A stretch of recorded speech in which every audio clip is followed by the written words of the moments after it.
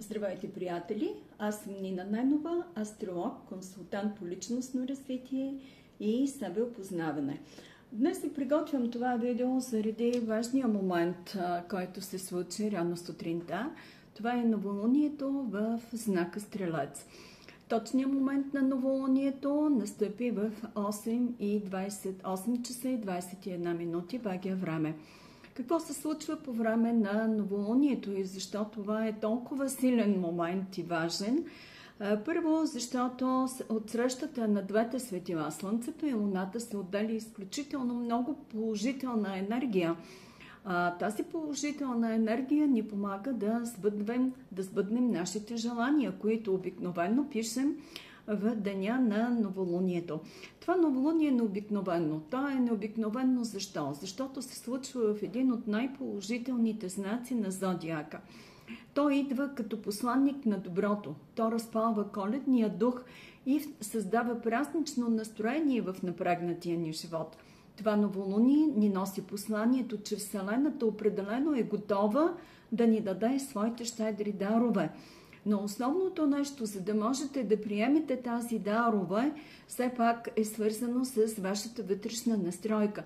На първо място трябва да сте отворени да получите тези дарове, да живеете с убеждението, че ги заслужавате.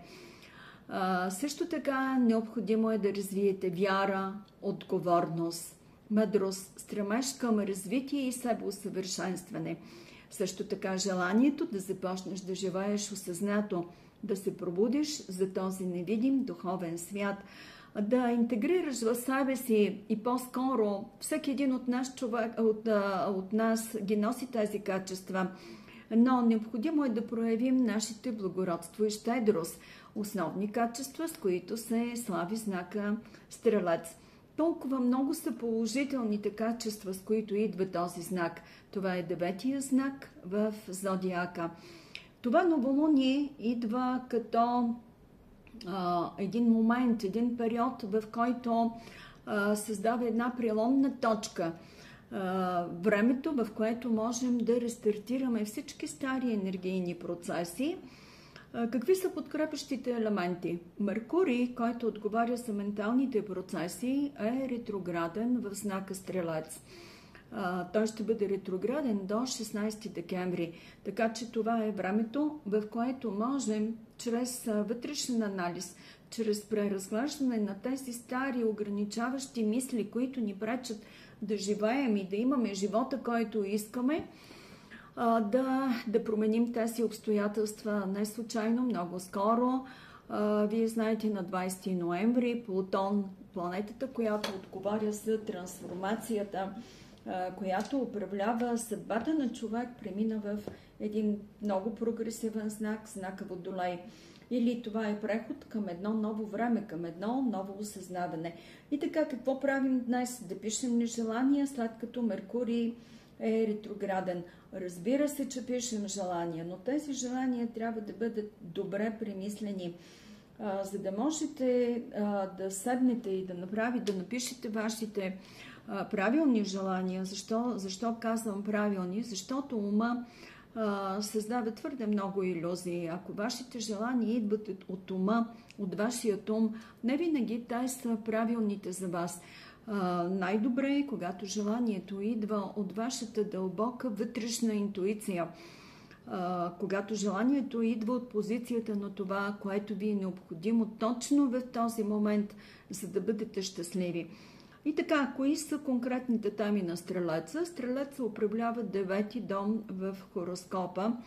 9-ти дом е един изключително положителен дом. Той е свързан с растежа, с просперитета, с развитието, но това развитие, което е свързано с себеусъвършенстването и подобряването на личния характер, отговаря за висшето образование, отговаря за чужбина. Сега е момента, когато правим своите планове за пътешествия, както до края на годината, така и за следващата година. Свързана е с целите, свързана е с големия бизнес. И така, кои са основните ключови теми, по които можете да напишете вашите желания? На първо място разширение и развитие. Като разширение и развитие може да поискате да бъде да бъдат свързани с всяка област от вашия живот. Финанси, бизнес, кариера, семейство. На второ място това са желания, свързани с духовни и философски търсения, вярата, мирогледа. На трето място пътешествията в чужбина и докосването до чуждите култури. Естествено, всяко едно пътуване, всяко едно докосване до чужда култура разширява вашето ниво на съзнание. На четвърто място, желания, свързани с оптимизъм и вяра. Дори и да не вярваш, напиши своето желание. А ако отделиш време да развиеш, да укрепиш своята вяра, разбира се, че нещата ще се случат много по-бързо. Относно вярата, ето едно чудесно утвърждение за вас. Аз знам, че във всяка сложна ситуация има положителен изход. Също така, тук е мястото да отбележа, че всяко едно желание е свързано с търсенето на истината. Също ще ви отведе във вярната посока. Може подходящо утвърждение: аз си служа с истината и винаги съм във вярната за мен посока. Истината е тази, която ще промени живота ми и ще внесе благотворна промяна. Да, стрелеца определено отговаря за истината и само истината. А именно истината е тази, която ни свързва директно с източника. Много важно е тези от вас, които имат неразрешени съдебни спорове, казуси, могат да си напишат желание, свързано с разрешаване на правни въпроси. Още така, това могат да бъдат желания, свързани с това да намерите подходящ адвокат.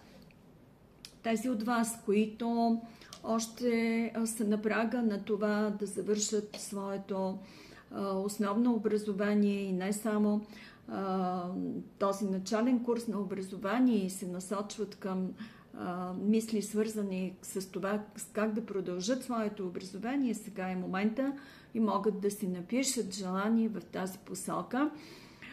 Също така, тези, които имат невзети изпити, недовършено висше образование, могат успешно да насочат целта си в тази посока.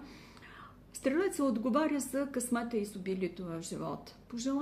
Пожелайте си, напишете си едно желание. Аз искам с лекота да се свържа с късмета. Аз искам да привлека изобилието в живота си. И тук ще ви разкрия една тайна. Не е трудно да привлечеш късмета и изобилието в живота си, но всъщност това е път, свързан с твоето вътрешно развитие. Колкото повече ти подобряваш себе си, колкото повече се изпълваш с вяра, с любов, толкова повече можеш да получиш от това безкрайно изобилие, което е навсякъде около нас. Също така стрелецът отговаря в областта на здравето, управлява черния дроб, жлъчка, седалище, нерв, високо кръвно налягане. Тези от вас, които имате проблеми в тази област, можете да си напишете подходящите желания за изцеление или желания, свързани с това да намерите своя подходящ лекар, лечител и така нататък. Изображението на стрелеца е лък със стрела, насочена нагоре към небето. Ключът към постигането на целите, постигането на желанията е вярата, че ще стане най-доброто и правилното за вас. И нека да се научим да живеем като стрелеца, от любов към себе си, да правим най-доброто, на което сме способни, да живеем с благодарност, да бъдем благодетели и широко скроени същества, изпълнени с много любов, вяра, позитивизъм и състрадание, служещи си с истината. Пожелавам на всички вас, нека вашите съкровенни желания да се осъществят.